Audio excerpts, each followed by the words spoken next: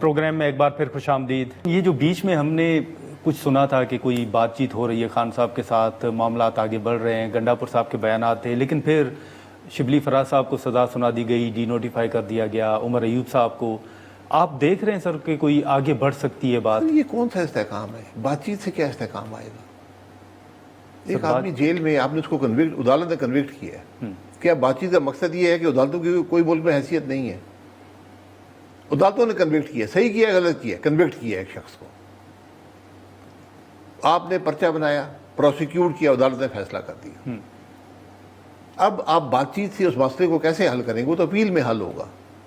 یہ جو بات چیت ہم کرتے ہیں نا، اس سے آپ کے موقف کی نفی ہوتی ہے کہ آپ کے پرچے ہی غلط تھے۔ سر لیکن عدالتی نظام پر آپ کو تحفظات تو ہیں نا؟ سر مجھے نہیں، پورے ملک کو ہیں۔ ہاں، عدالتی نظام تو ختم ہو گیا نا، تو پھر آپ ملک تو نہیں چل رہا آئین کے مطابق۔ تو آپ آئین کے مطابق باہر آپ جو مرضی کرتے رہے ملک کے ساتھ۔ تو آپ سمجھتے ہیں پی ٹی آئی کو عمران خان صاحب کی بات نہیں کرنی چاہیے، وہ عدالتیں فیصلہ کریں گی؟ بالکل فیصلہ کہیں، عدالت فیصلہ کرے ان کے کیس پر۔ عدالتوں پر دباؤ ہونا چاہیے کہ وہ قانون اور آئین کے مطابق فیصلے کریں۔ جب عدالتیں ہی انتظامیہ کے ہدایت کے مطابق فیصلے کرنے شروع کر دیں گی تو پھر ملک نہیں چلتے۔ آپ کو سر نظر آ رہا ہے کچھ ایسا ماحول کہ آگے چل کے کوئی بات چیت یا عدالتی نظام کے ذریعے؟ سر یہ ان کا معاملہ ہے، جس طرح مرضی کر لیں، ماضی میں ہوتا رہا ہے۔ آج یہ اچھا تھا، یہ کل برا ہو جاتا ہے، کل کا برا آج کا اچھا ہو جاتا ہے۔ یہ معاملے تو کل آج کے برے کل کے اچھے ہو جائیں گے، آج کے اچھے کل کے برے ہو جائیں گے۔ اور اس میں کتنا ٹائم لگے گا؟ ٹائم کو تو یہ تو وقت کی بات ہوتی ہے۔ عمران خان صاحب کو 3 سال 8 مہینے لگے تھے، اچھا، اب اس کے بھی 3 سال پورے ہو گئے۔ لیکن سر حکومت ایک دعویٰ یہ بھی کر رہی نا کہ سفارتی سطح پر بڑی کامیابی حاصل ہوئی ہے۔ ابھی جو پرائم منسٹر وہ ریاست کی بات ہوتی ہے، وہ ریاست کی بات ہے، اس کا حکومت سے تعلق نہیں ہے۔ ریاست کی باتیں وہ آپ کو استحکام نہیں دیتی ہیں۔ سفارتی سطح پر دیکھیں، یہ باتیں پبلکلی کرنے آدمی کرتا نہیں ہے، نہ کرنی چاہیے۔ لیکن سر ابھی جو اپوزیشن، آپ سفارتی سطح سے ملک کے اندر نفاق کو ختم کر سکتے ہیں؟ آج ملک میں انتشار ہے یا نہیں ہے؟ سیاسی عدم استحکام ہے یا نہیں ہے؟ ملک کے اندر کوئی معیشت ترقی کر رہی ہے یا نہیں؟ سر لیکن ان ساری چیزوں کا کیا حکومت پہ اثر پڑ رہا ہے؟ حکومت تو کبھی کوئی اثر نہیں پڑا، عوام پہ اثر پڑ رہا ہے نا۔ حکومت کو تو کوئی پرواہ نہیں ہے، وہ تو اپنے مزے میں ہے۔ جو حکومتیں اپنی تنخواہیں 200 300 500% بڑھا لیں، ان کو عوام کی پرواہ نہیں ہوتی۔ جو پارلیمان اپنی تنخواہ 400% بڑھا لے، اس کو عوام کی پرواہ نہیں ہوتی۔ لیکن سر ابھی جو فیصلہ ہوا ہے اچکزئی صاحب کو اپوزیشن لیڈر بنانے کا، ان کیس اگر عمر ایوب صاحب کا فیصلہ نہیں آتا ان کے حق میں، پھر ایک بات یہ ہو رہی ہے کہ اچکزئی صاحب کے نام پر شاید کچھ لوگ اتفاق نہیں کرتے۔ آپ سر کس طرح دیکھ رہے ہیں فیصلے کو؟ دیکھیے، اپوزیشن جو فیصلہ کرے گی، شخصیات کی بات نہیں، اتفاق نہ کریں، کوئی بات نہیں ہے۔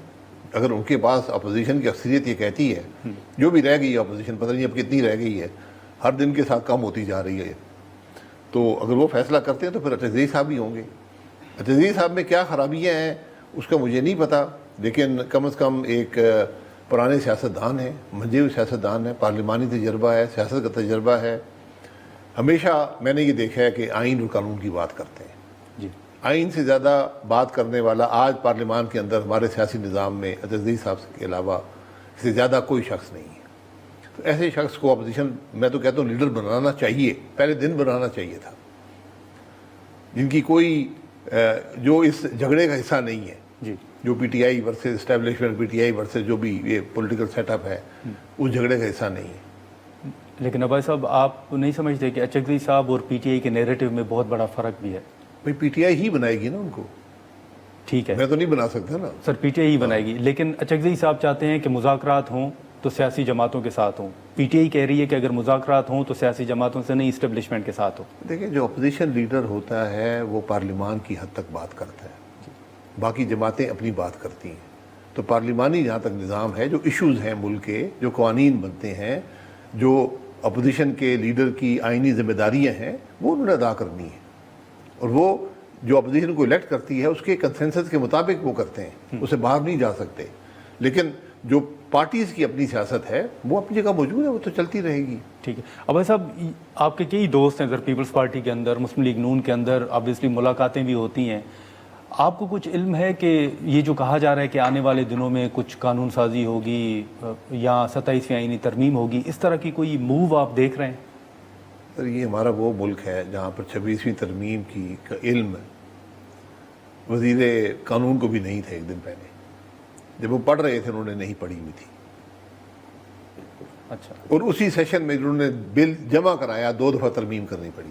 سر ان کے تو ہاتھ میں تھی، پڑھ رہے تھے نا، بس وہی، باقی بھی سن رہے تھے، تو جب وہ بول رہے تھے اس وقت انہوں نے بھی سنا پڑا اور باقی سن رہے تھے۔ اس طرح ترامیم نہیں ہوتی، اس طرح ملک نہیں چلتے، اس طرح قانون نہیں بنتے۔ آپ دیکھیں طاقت کے زوم میں ہر کام کر سکتے ہیں، ہم نے بہت دیکھ لیا نا۔ میں مسئلہ یہ ہے کہ ہم نے اتنا دیکھا ہوا ہے کہ اب یقین نہیں آتا کہ اس سے کوئی بہتری آئے گی۔ میں بھی پاکستان کی بہتری چاہتا ہوں، لیکن مجھے نظر آتا ہے کہ یہ چیزیں ہم نے اتنی دفعہ دہرائی ہیں، یہی طاقت کا زوم، یہی ڈیسیڈ کرنا، نئے بندے لے آنا، اپنے نمبر بڑھا لینا، ترامیم کرنا، الٹے سیدھے قانون بنا دینا، ملک اس سے ترقی نہیں کرتا۔ ہم کہہ سکتے ہیں کہ سیاستدانوں نے ماضی سے سیکھا نہیں ہے؟ کسی نے سیکھا نہیں ہے اس ملک میں، کسی نے ماضی سے نہیں سیکھا۔ اچھا، سیکھا ہوتا تو آج یہ بات نہ ہوتی، جہاں پر ہم کھڑے ہیں یہاں پر کھڑے نہ ہوتے۔ اور یہ جو سر میں نے سوال کیا کہ 27ویں آئینی ترمیم جیسی موو کوئی آپ کو لگ رہی ہے؟ پھر مجھے نہیں پتا کیا ترامیم کی ضرورت ہے۔ دیکھیں ترامیم جو ہوتی ہیں مستقل ہوتی ہیں، آپ نے ترمیم کرنی ہے، بالکل یہ پارلیمان کا حق ہے، لیکن عوام کا بھی حق ہے جنہوں نے لوگوں کو منتخب کیا ہے۔ اگر آپ وہ بنیادی تبدیلیاں کر رہے ہیں جو کئی اشرے چلیں گی، تو آپ عوام کے سامنے ڈیبیٹ ہو، عوام کے سامنے رکھیں، ایک عوام کے اندر ڈیبیٹ ہو، پارلیمان کے اندر ڈیبیٹ ہو، کئی مہینے ہو، کمیٹیوں میں بات چلے، ہر ایک لفظ پہ غور ہو، اس کے کیا اثرات ملک میں ہوں گے، پھر جا کر آئینی ترامیم ہوتی ہے۔ رات کے اندھیرے میں آئینی ترامیم نہیں ہوتی۔ لیکن سر ایک آخری سوال ہوگا کہ جس پارلیمنٹ کے اوپر ہم تنقید آج کر رہے ہیں، 2018 کے الیکشن کے بعد بھی ہم نے دیکھا تھا کہ کچھ سوالات اٹھتے تھے، دونوں کو اگر ڈفرینشیٹ کریں تو سر آپ کی نظر میں کیا فرق ہے؟ جس راستے سے عمران خان صاحب آئے تھے اسی راستے سے شہباز شریف صاحب آئے۔ اس وقت فرق عوام کی مینڈیٹ میں اور عمران خان صاحب کے مینڈیٹ میں فرق تھا، لیکن وہ کم تھا۔ جو عوام کے مینڈیٹ دیے ہوئے مینڈیٹ میں اور شہباز شریف صاحب کے مینڈیٹ میں بہت بڑا فرق ہے۔ یہ 2 فرق ہیں، لیکن راستہ دونوں کا ایک ہی تھا۔ اور مدت پوری کریں گے شہباز صاحب؟ مدت پوری کرنے سے میں تو کہتا ہوں تاحیات بنا دیں، کام کر سکتے ہیں۔ مجھ سے یہ سوال کریں کام کر سکتے ہیں، نہیں تو میرا جواب نفی میں ہوگا۔ عمران خان صاحب کی حکومت کا ہر دن ملک پہ بھاری تھا، اس حکومت کا بھی ہر دن ملک پہ بھاری ہوگا۔ چل بہت شکریہ عباس صاحب وقت نکالنے کا۔ ناظرین، شاہد خاقان عباسی صاحب کی گفتگو آپ نے اب دیکھیں کہ جو پاکستان تحریک انصاف کا فیصلہ ہے، یا جو اسپیکر صاحب نے اس دن رولنگ دی کہ جو قائمہ کمیٹیوں سے استعفوں کا فیصلہ ہے پی ٹی آئی کا، وہ استعفے فوری طور پر منظور نہیں کیے جا سکتے، اس پر مشاورت ہوگی اور اس کے بعد ہی آگے بڑھا جا سکتا ہے۔ تو اب دیکھیں کہ اس پر کیا پیش رفت سامنے آتی ہے۔ آج کے پروگرام میں اتنا ہی، اجازت دیجیے، اللہ حافظ۔